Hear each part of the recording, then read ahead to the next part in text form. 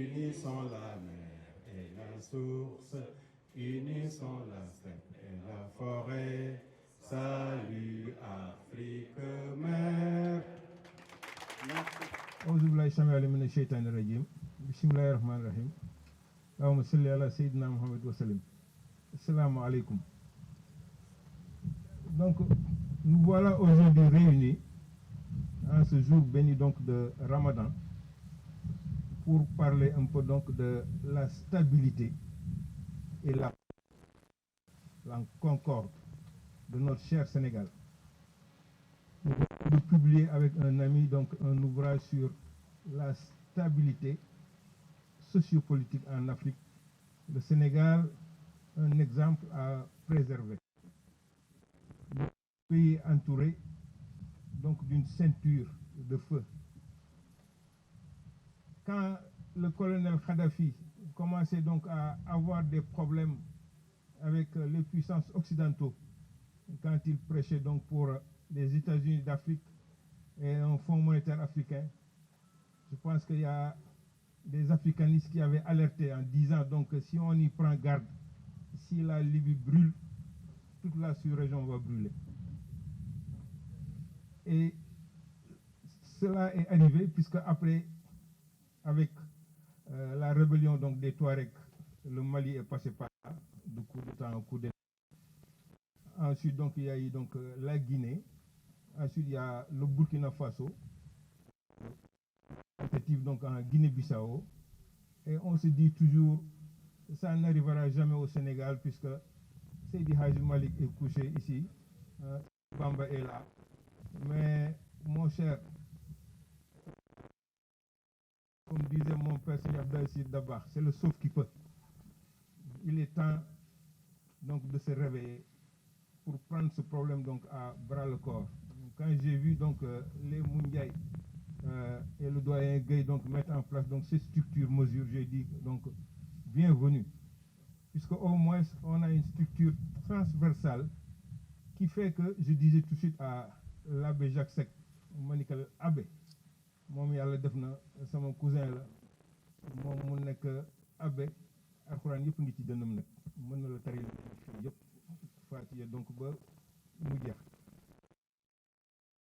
Man aussi fa la ma nekk ci Washington damay dem ci église yi di prêcher donc ak les témoins de Jéhovah. On a des réunions triangulaires entre donc les témoins de Jéhovah, donc les bouddhistes, donc les chrétiens. Loolu mooy neexal dëkk lakum diinukum waliya diin. Boubacar Ba bu fekkee ni bëgg nañ Sénégal ku nekk am jàmm, nit ku nekk la mu choisir nga bàyyi ko mu choisir nekk ci loolu. Murid nga demal jàng say xasaayit, jàng sa alxuraan. Tijaan nga demal def sa lazim ak sa wasifa. Chrétien bi mu ngi ci église am di jaamu yàlla. Même ñi ni tuddee franc-maçon la ñu gëm, bàyyi leen ñu gëm ko. Bu ñu ko defee rek jàmm am. Li tax ñu daje mooy Sénégal ñu ñëpp bokk. Am na mbokk bu xam ne yéen maa ngi lay wax léegi Abbé Jacques Seck mbokk la benn maam, donc moom muy chrétien man mooy musulman. ci suñu kër bari na fa loolu, ñii nekk ay chrétien ñii nekk ay imam. Sénégal mooy loolu. waaw li may wax nag mooy politique du lu bon. Yonent bi sallallahu alayhi wa sallam dafa daan politique, la gestion de la cité. Makka, Médine, mais loolu moo fa amoon. Da ngeen di toog ni lépp nañ leen ko bàyyee, comme me disait donc mon mentor Cheikh Hamidou Kane, qui a été mon premier ministre quand j'étais au ministère du plan 84. Il est venu qui me dit chaque fois que je viens, papa, pourquoi tel est ministre, tel est ministre.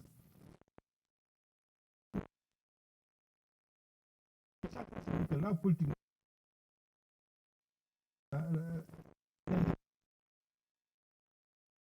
téye ba pare nag di leen ñi nekk seen yàlla loolu moo fi nekk. ñëw ci télé bi toog moo gën ñuy tax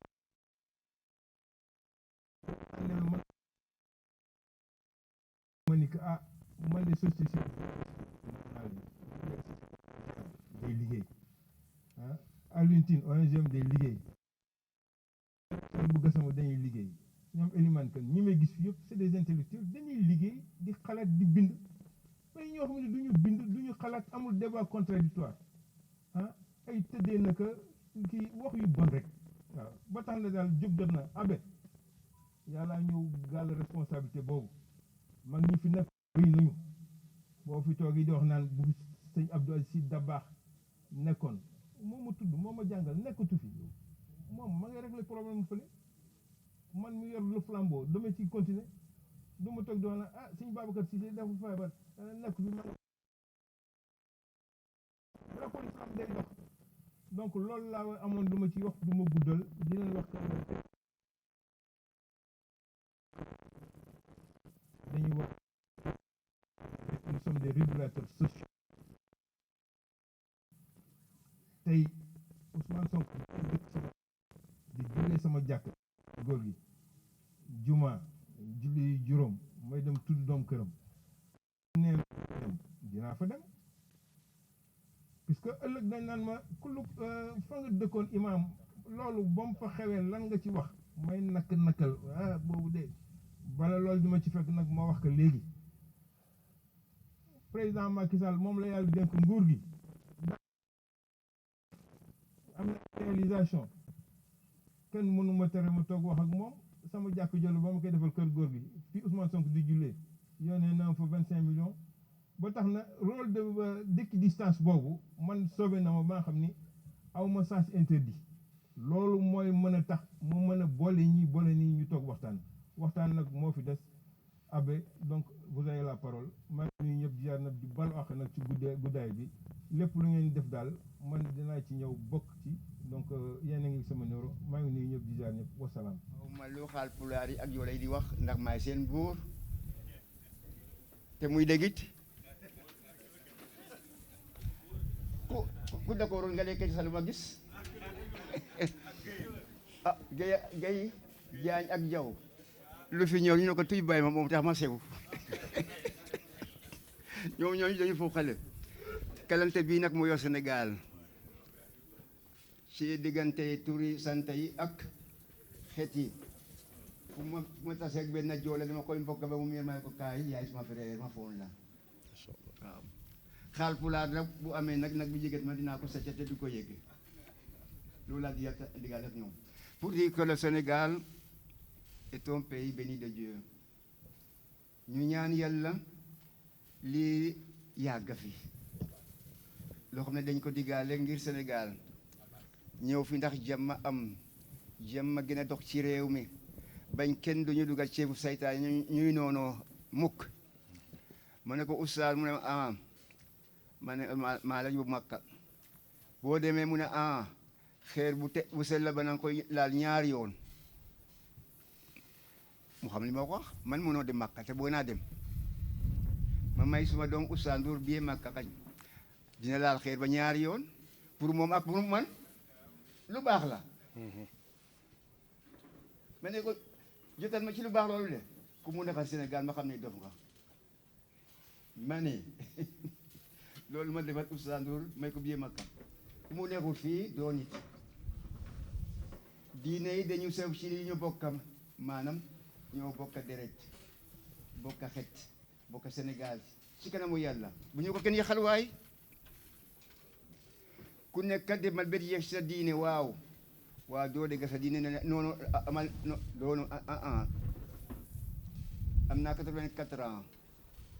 moitié bi ma nekk ci catholique mosuma daje ak labe mbaa fere ki yow saytaane ne ma soppa chrétien yëg kon du ma nit oustaz bii baa ngi nii demal Makka xeer bu sell ba nga laal ko ñaari yoon au moins ba mu ñibbisee ma jëli ko aéroport mu ne ma tel bul wax de ma ne ko du ma wax ku demul Makka yaa xam waaye la ba seg dem na Makka ba ñibbisi waaw di oustaz sama dooma may naa ko bii Makka lu baax laa ko defal bu ñib say jëm ak salaan kan mu foon ma ci ngelaw ba ñu mu foon Makka ku mu neexul ñu xam ne danga def dangay noonoo musulman warul noonoo catholique warul noonoo déedéet du nit la waaw yàlla def ko fi waaw ma fonkal ko kon bu neexoon yàlla ñëpp a nekk catholique mbaa musulman mbaa Bouddha parce que Bouddha moo ñu mag te ku sell la yàlla bàyyi fi Bouddha indi Muhammad indi Isa jamono ñëw neexu la yaa cuune yee gay yaa cuune yee jaaj ñoo si makkan nag dem naa bay saan évité xaw a saani pooj di parce que lii ñu def si fii def li lu baax ndax ñu gën a soppa Sénégal gën a soppa suñu diggante gën a fexe ba sëyu xale yi kenn du leen yàqal seen sëy nag neexul de du mu ci xam naa ko kon ñu dimbal xale yi ndax ba ñu sëyee sellal sëy ndax boo seetlu doo jur ñu sëy la ba di Makka ak Rom kon sëy am na njëriñ ñu fexe ba ñi ci nekk yàlla barke leen diine am nañu yeeñ du fexe ku fi nekk musulman bouddhiste hindu catholique yàlla may la nga gën a julite nag xale bi doy jomba naa lekk dem ci xaalis bi dëkk bi fii dañu war a daji tey du mu amoon a bàyyi ko ñëw fii parce que dañuy jégat fii ñu nekk fii te buñ ko defee bu ni du ma dem parce que lu baax moo ma indi fii ñi ko xalaat ba mu mun a am yal na leen yàlla barkeel Sénégal gën a barke gën a jëm kanam suma xolo bi dafa awa déñ fa olofu séeréer la waaye ba tey rek xaal pulaay sax dinañ ko mën a déglu bu baax a baax allahumma nga may ñu suñu Sénégal ñu gën a déggoo ci parti politique yi ci diine yi loolu xam ne day jagal nit di jagal rew yàlla ñu ñaan la ko fii nga gën ko may Sénégal ndax ci Afrique Sénégal am pays boo xam ne ñoo gën a déggoo ñeneen ñi musulman chrétien bouddhiste hindu tijaan na nekk nit ku soppa yàlla suma sutaan bi du ma tere oustaz kay may naa la bi Makka xel ma nag ma ko laala ñaar yoone yaay ku mu neexu fii ma xam ne saytaane nga ku jël suma doom oustaz amul bi Makka ma may ko bi Makka mu na xarit yi fi Sénégal uyaay yooyu uyaay c'est pas possible ma di ko jox yoonu aljana mu na xarit nii fi Sénégal bu dee Moussa Nioro efe ko elimano ma ne ko tuug saytaane rajim sori ma waaw góor la be may nga seen usa waaw kay lu baax lay def bu ma demee ñaanal waa réew mi yëpp mu di ma naqari ma ne ko beneen yoone ñaar laa yoon mbaa 5 ñu demal yi sama tool ko jëfu benn sa jëfu benn de Sénégal bi ko déggee université de Saint-Louis la dafa amoon benn débat boo xam ne benn association bu ñuy wax la GEC association des jeunes étudiants catholiques ñoo ma ci invité woon macha allah benn xale ci xale suñu mbokku chrétiens yi mu observé moi j'ai cité les versets bibliques j'ai écrit un livre sur le sujet du dialogue islamo-chrétien édité en Égypte 2008 en arabe j'ai été préfacé par un éminent professeur égyptien en la personne de Dr Mohamed Amara en 20 pages mu ne ma yow autant que Seck nga sant tu récites les versets bibliques autant que Abdou Seck la sant il récite les versets coraniques kon ngeen yeeg njaween yeeg ñooñu loolu nañ ñu nangul jagle boobu gis nga démb rek maa ngi amoon benn conférence Thiès la violence au Sénégal cause et remède gis nga professeur Malick Bennabi day wax ne société boo gis dafa am ay valeurs morales yoo xam ne en effet société boobu produirul ko amulul ko kon tolérance bi nekkoon ci Sénégal ak jàmm gi ak déggoo gi ak dal gi ak sago gi ñun ce ne sont pas nous qui ont produit ces valeurs-là ce sont des valeurs morales que nous avons héritées de nos marabouts de nos religions traditionnelles mu ne nag képp koo xam ne nag yaa ngi yore comportement ci sa déclaration yaa ngi yore ci sa taxawaay ci sa fal ak leneen lu mu mënte doon bu yàq valeur morale yooyu koo mënte doon mag nga mais xelum xale nga am xale buy fo ak safara ci mbopp mu wow te du xalaat la ca mën a jóge ko lakk dëkk bi yëpp moom bu ca lakkee moo taal safara ba ñeneen ñi buñ ca lakkee parce que dañoo seetaan itam yeyoo nañu ko yéen nag seetaanu leen initiative mesure bi ba ma ko déggee ma ne ñëw na ci koor mois de Ramadan daf ñuy jàngal la mesure ak carême ndax buñ ne la yonent bi ne sallallahu alayhi wa sallam ida kaana yawmu sawmu ahadikum fala yarfut wala yasxab wa in imru'un shaatamahu falyaqul inni saa'im gis nga koor gi waroon nañ ci mën a profito dëgëral mesure dëgëral apaisement dëgëral jàmm su fekkee ne xam nañ li koor bi signifie dëgg yonent bi nee na boo wooree amuloo droit wax joo xam ne ju ñaaw la amuloo droit wax joo xam ne ju ñàkk kersa la amuloo droit wax joo xam ne du indi jàmm waxuma la yow mais keneen bu ñëwee di la provoquer di la ko wax sax amuloo droit tontu ko ca loola waaw loolu du loolu mooy mesure du loolu ngeen yëkkati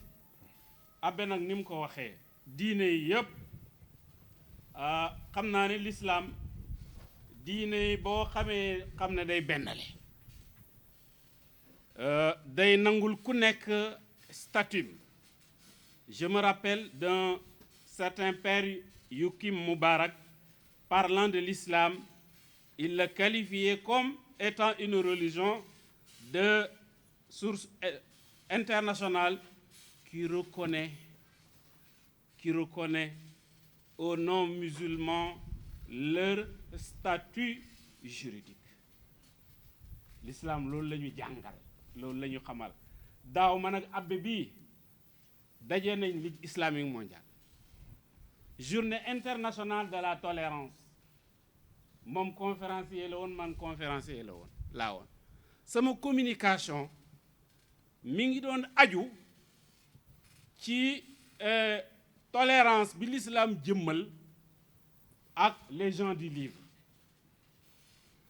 Vincent Montey moo bind l'islam noir jàngkat yi historiens yi xam nañ ko nee na li ko tax a tuub dugg ci l'islam bokk na ci ak yaatu ak féexal ak jàmmoo bi l'islam di jëflante ak ñu ko gëmul kon jàmmoo googu ak féexalante googu moom la abbé incarné ba def li mu def am na lu mu ci wax am na loo xam ne fàtte woon na ko ñu waxal ko ko kon bu ñu xamee yàlla dañu war a am souci de l'équilibre souci de la paix souci de la retenue en tout cas koor gi loolu la ñuy jàngal te loola nag dara warta tax ñu sacrifier ko buñ ko sacrifier am na réew yoo xam ne ni dina tabax këram karole ko def ca lépp ñi sacrifier jàmm day mujj daw bàyyi fa kër googu loolu yàlla buñ fa àgg amiin yàlla buñ fa àgg am na réew yoo xam ne da ngay lekk léegi balaa ngay pare dina ñëw lu dal ci yow xott sa mbàq gi li nga lekkoon génn ci bitit ni ñëpp teg ci seen bët sa bakkan du ko fekkee loolu basculement loolu lay indi te nag mentalité yi léegi li ma ci metti kenn amatul sago kon nag yéen ñi am sago na ngeen wax ak nit ñi ñu gën a am sago macha allah jotaay bi am na solo ñu ngi leen di sant di leen gërëm asalaamaaleykum. nuyu naa leen ku nekk ci turam ak asalaamaaleykum mbooloo mi nuyu naa leen ku nekk ci turam ak santam di leen gërëm ci seen teewaay wane ne que li ngeen jàpp jàmm ni mu leen saxale bandiraɓe haalpulaar en mi salmini on gooto e mon fof inde mum e yettode mum kala ɗo jooɗi e duunde baaba adama he oɗon ngani sénégal wonɗo tolni hannde haqqillaji ɗi natti deedde ɓerɗe ɗe natti deedde haqqillaji ɗi jiiɓima ɓerɗe ɗe kuuli no feewi ɗum noon ɗum waɗi hannde e oɗo organisation biyeteɗo mesure in noddi hannde e jaam sénégal jaam tan sabu ma jaam dañede jama juule e covid o holli men ɗum ma jaam dañede jama juule so jam ala noon haydara woodani te première ressource poɗɗo ƴeewede wona or wona diamant wona goɗɗum wona pétrole wona gaz ko jam sabu leyɗele leydi manino Zaïre ni ala fof ko jogaki wiyete ko scandale géologique ala fof ko jogaki e jawdi kono noon leydi ndi yarani hay nokku sabu jam ala toon Sénégal Allah walli en eɗen dañi jam sabu ken dendiraɓe serere halpular ko dendiraɗo serere joola ko dendiraɓe e nder inde ɗe kadi ken dendiraɓe camɓe ene saare neɗe ko way noon donc le Sénégal est un lieu du vivre ensemble, était un modèle. Gardons-le, parce que la paix est la première ressource à garder, plus que le gaz, plus que le pétrole. Sinon, même si nous avons des milliers de quantités de gaz et de pétrole, si nous ne sommes pas en paix, ce sera des forces obscures, ce sera des multinationales qui viendront en profiter pendant que nous, les Sénégalais, nous serons dans la pauvreté. Donc la paix pour la prospérité et le développement durable. Je vous remercie. El Hadj Abdoulaye Mbaye Pekh ak communicateur traditionnel Sénégal yëpp di nuyu suñu kilifa diine yi fi teew di leen sargal di nuyu bu baax suñu ay xarit yu fi nekk su mel ni Moundiaye Cissé ak ñi nga xamante ni ñoo fi nekk ñëpp kenn ku ne ñu ngi lay nuyu. di wax ne nag tey da ngeen a woote lu am solo mooy jàmm Cheikh Mamadou Mourtada Mbacké mu baax mi dafa waxoon jàmm gisuma lu ko gën fii gisuma lu ko gën fa nu jëm te lu waay di wut lu ne jàmm moo ko gën bala ngaa xam loolu nga ñàkk jàmm waxuma la bal yu tàkk waxuma la xeex waaye soo nekkee sa kër gi nga moomal sa bopp sa biir yi métti rek lu waay di wax ci dootoo ko dégg ndax ñàkk jàmm gi nga ñàkk jàmm kon lu waay am lu ne jàmm ko gën dafa am leen lu may nit rek lu am solo loo xam si Sénégal yépp wala kenn ku ne war nga ci bàyyi xel jinax ak xulool dañu nekk ci benn pucc néegu ñax boo xam si ne magu borom dëkk bi dafa tëdd ci biir néeg bi ñoom ñaar ñooy xeex bu metti xaj jóge ca fa mu nekk ñëw fekk nag fi mu toog ni ko xeex bi xulool ak si ndax di xeex doo ci wax mu ni ko sama yónni gi mu jóge fa dem ci mbaam ni ko xeex bi xulool ak si ndax di xulool di xeex xanaa doo ci wax mu ni ko sama yónneeku ci mu jóge fa dem ci xar ni ko xeex bi xulool di xeex ak si ndax xanaa doo ci wax mu ni ko sama yónneeku ci fa mu daanelee kàddu gi rek mu jóge ci dem ci nag ni ko xeex bi xulool di xeex ak si ndax xanaa doo ci wax mu ni ko sama yónneeku ci fa mu daanelee kàddu gi rek ñoom ñaar fa la ñu xeexe daanu ci àndu bi nga xamante ni borom néeg borom kër gi borom dëkk bi mi ngi ci tëdd étincelle yi jàpp ci néegu ñax bi tàkk ci kaw borom dëkk bi génn àdduna ñoom ñaar ñu génn àdduna ñu daal di war fas mi nga xamante ni moo ne woon sama yu nekku ci takk ko ba mu jekk ngir yëgle ci dëj bi nga xamante ni borom dëkk bi dee na xaj daal di koy romb daal di ko baax na ba mu sotti bu sottee di nga xam ne sa yoon na ngi ci walla déet ñu war fas dawal ko ba muy bëgg a dee dem yëgle ci bi ñu dawalee fas ñu ñëw ñu ni tey le premier bis bi comme que nit ñi bariwul nañu rey xar toftale ko mu seen ñu yeewee xar xaj ñëw ba ci wetu xar ni ko cëm ba mu sotti bu sottee di nga xam ba xam sa yoon ngi ci walla sa yoon nekku ci ñu jógee foofu ñu daal di mbaam mi nga xamante ni moom tamit nee na woon yoonu nekku ci dëj bi jeex ñu daal di raxas cin yi raxas ndab yépp takk mbaam saret bi ñu koy takk saret bi ci la ko xaj romb moom tamit ni ko baax na ba mu sotti bu sottee di nga xam ba xam yow sa yoon ngi ci walla sa yoon nekku ci bi dëj bi jeexee nag ñu ramassé lekk ya fa nekkoon yépp daal di koy jël nag ñëw këpp ko ci gaalu xaj moom nekk di lekk loolu mooy wane ne bu nit ñi bëggul jàmmit yow bëggal jàmm mooy lii ngeen def jàmm rekk am solo te lu dul jàmm ko gën te jàmm kat moo nu jig ndaxte ñun Sénégal ñun ñëpp ñoo bokk koo fi nuyu ni ko mbay mbaa nga ni ko sàmb mbaa nga ni ko wadd mbaa nga ni ko joxumpa mbaa nga ni ko gëy te ñooñu sant yooyu yëpp benn sant dëkku ci fenn tey mën naa sant lii sama mbokk bi nekk ak man lekk sant leneen kon Sénégal li ñuy wax benn bopp la dañ koy wax rek waaye xamuñu sax slogan boobu li fi am ñun ñëpp benn bopp lañ koo fi gis ku ne sa mbokk bi nga nekkal am na kenn ku muy sëyal koo xamante ni ci beneen xeet la bokk kon Sénégal ñun ñëpp ay mbokk lañu ñoo bokk ndey ñoo bokk baay ñoo xamante ni nag dañoo bokk li ñu bokk dañuy xool nuñ ko waxtaane te bañ a xuloo bañ a xeex te kat dëkk bii ñu ne am na ay référence yu baax yu fi nekk yoo xam si ne suñu xoolee ci ñoom rek jàmm dina fi am ku ci mel ni Serigne Touba gis nga mu liggéey juróom-ñaari at yu teg juróom-ñaari weer ñëw ni jéggal naa sama noonu yépp ndax jàmm ku mel ni Cheikh Sidi Hadji Malick nga gis liggéey bi mu fi liggéey ñëw ndax jàmm ku mel ni suñu jàngu bii gis liggéey bi mu fi liggéey ndax jàmm kon ñooñu rek mag ñu baax ñooñu rek wala tax ñu xool ci ñoom ndax jàmm sax ci réew mi loolu rek laa di woon naa ko yëg wa salaatu wa salaam jërëjëf donc nous vous saluons tous de votre présence c'était pas évident parce que ce n'est que le vendredi qu'on a pris l'initiative donc si on avait encore plus de temps on serait encore beaucoup plus nombreux mais ce n'est que le vendredi qu'on a pris l'initiative. Pourquoi nous avons pris cette initiative? Parce qu'aujourd'hui notre vivre ensemble est très sérieusement menacé. Combien de familles sont disloquées aujourd'hui à cause de la politique? Combien de voisins se regardent aujourd'hui en chien de faïence à cause de la politique?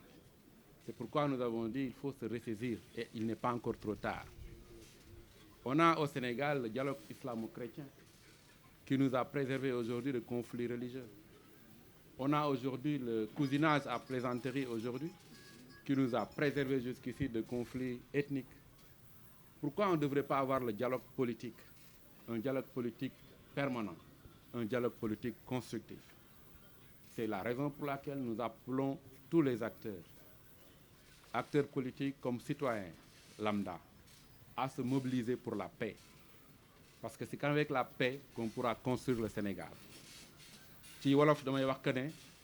tey jii bari na famille yu tas ci suñu kër yi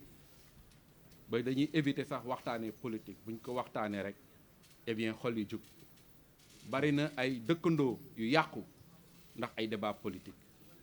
est-ce que war nañu continuer noonu war na mën a am débat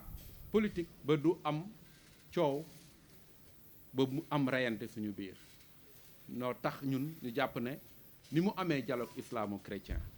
ni mu amee ay cousinage à plaisanterie nga xam ne dañ ko tabax ci ay ati at ba xam ne séeréer bi bu gisee tukulóor bi mu mel ni mbokkam la ba xam ne jullit bi bu gisee chrétien bi mu mel ni mbokkam la noonu la ñu nekk ci wàllu politique bi war a mun di waxtaanee bu amee ay jafe-jafe ñu koy régler ci waxtaan loolu rek mooy sensu li nga xam ne moom lañ def ni di leen ci remercier seen présence di encourager que ku nekk war a nekk porteur de voix ku nekk sa kër sa gox sa quartier nga wax fa waxu jàmm ndax ñun réew mi jàmm lañ soxla yooyu kàddu rek laa amoon ni may sànni di leen gërëm di leen sant ci seen présence. jërëjëf. Jeunes filles, jeunes garçons, femmes et hommes, notre pays, le Sénégal, a besoin de vous. Notre pirogue tangue et nous avons le devoir de nous mobiliser tous pour le maintenir stable. Que vous soyez écoliers, étudiants, travailleurs ou sans emploi, agriculteurs, éleveurs, pêcheurs, ouvriers ou cadres, étudiants, vous êtes le peuple réuni pour construire le Sénégal et renforcer une grande nation qui compte dans le monde. Nous vous invitons à mobiliser toutes et tous ensemble pour préserver nos acquis sociaux et démocratiques et poursuivre l'œuvre collective de transformation économique et sociale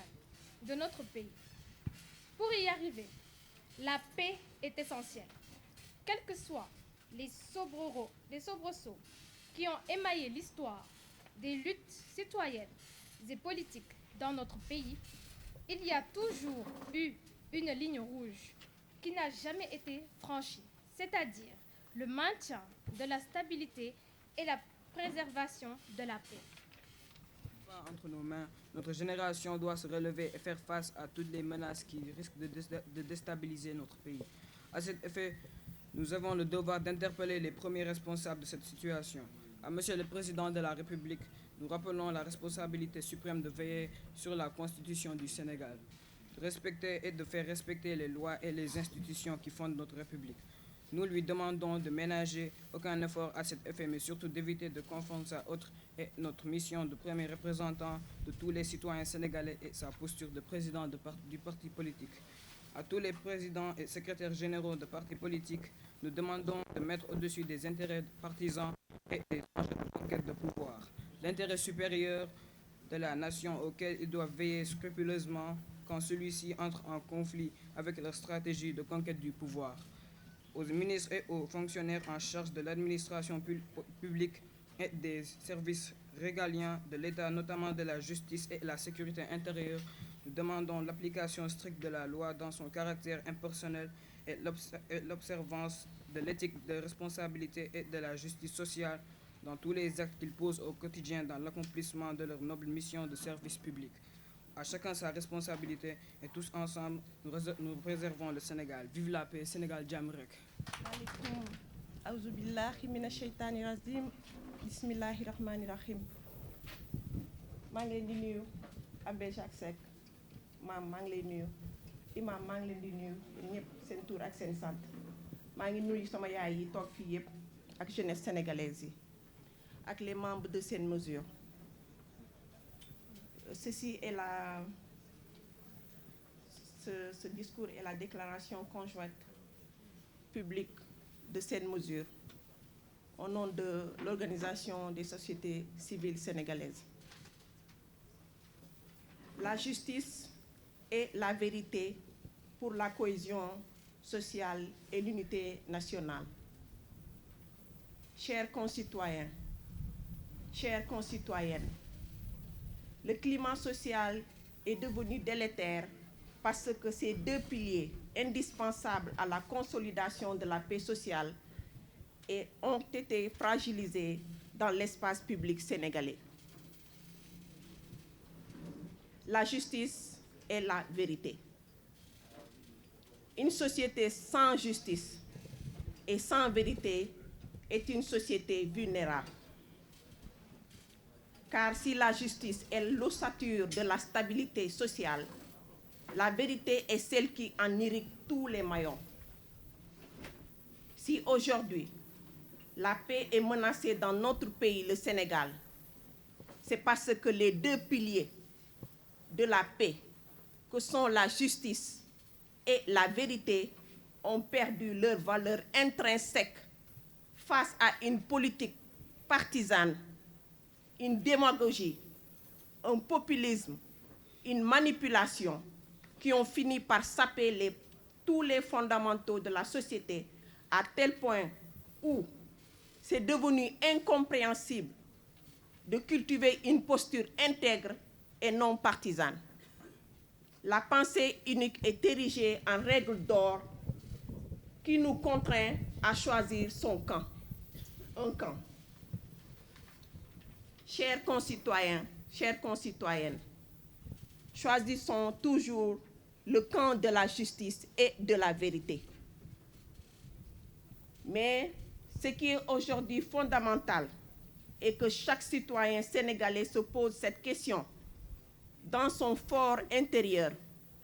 Qu'est-ce qui s'est passé pour qu'on en arrive à ne plus se faire confiance? Pourquoi le climat social est devenu aussi délétère?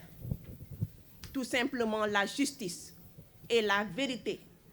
ont souvent manqué au rendez-vous de la marche de la nation. C'est parce que beaucoup de dérives et manquements ont été notés dans la gestion collective de la chose publique et qui ont fini par creuser un grand fossé entre les Sénégalais.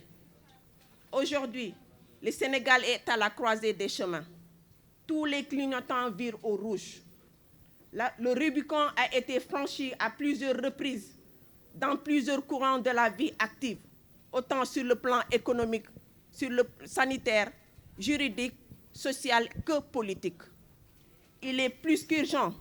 de prendre nos responsabilités face à tous ces manquements et dérives afin d'éviter d'en payer le prix fort.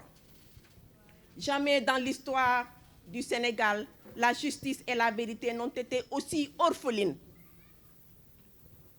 Quand certains instrumentalisent les lois,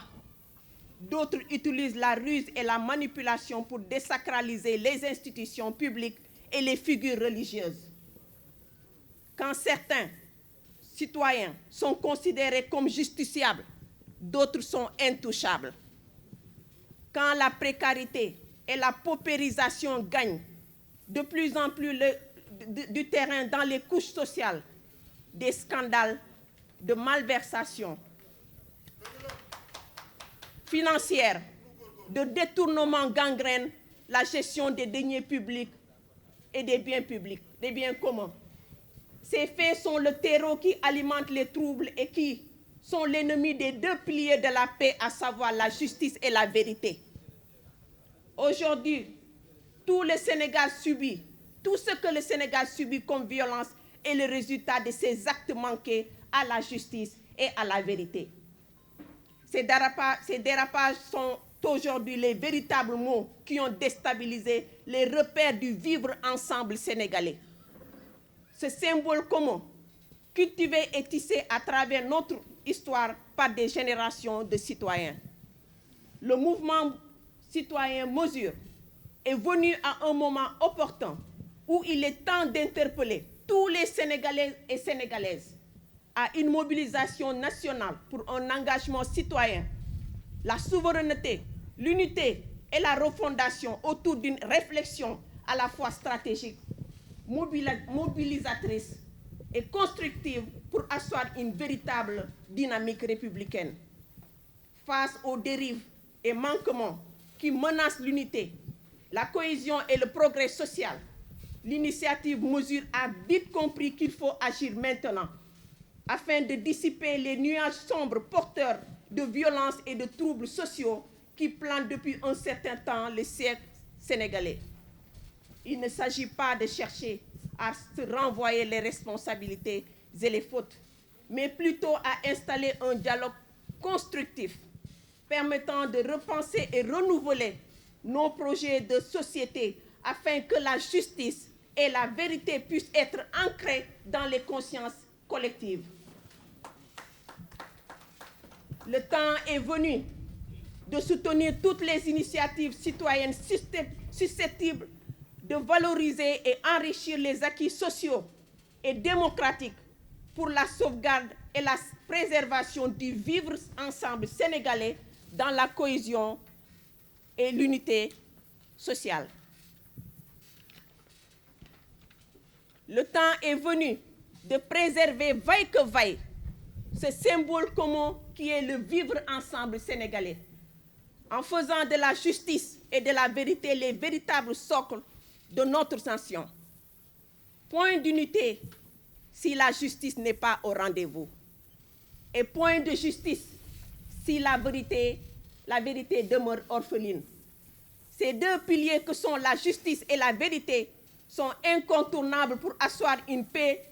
véritable. Car sans la paix, tous les projets et objectifs d'émergence et de développement deviennent caducs pour le Sénégal. La paix est la condition sine qua non d'un Sénégal dynamique et prospère. La paix est la condition sine qua non d'un Sénégal respecté sur la scène internationale et d'une terre propice à l'investissement étranger. La paix est la condition sine qua non à l'éducation, à l'éclosion des talents et à la promotion du génie créatif sénégalais. La paix est le socle du vivre ensemble sénégalais. Ce symbole de convivialité, illustré par nos modèles de société, est la toile de fond de toutes nos dynamiques sociales, tant au sein de nos familles, de nos espaces de vie communautaire qu'à l'échelle de la nation. Notre devise, un peuple, un but, une foi, illustre notre aspiration à la sauvegarde d'un environnement d'amitié, de solidarité, de fraternité, de sécurité et de communauté de destin.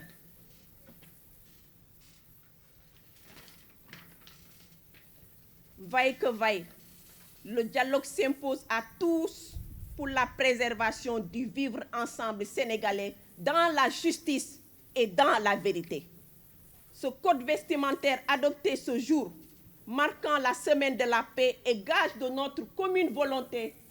à préserver notre unité nationale, notre cohésion sociale durablement entretenue par des générations de citoyens et citoyennes qui constituent le legs obligatoire aux générations futures. Sénégal, jàmm rekk.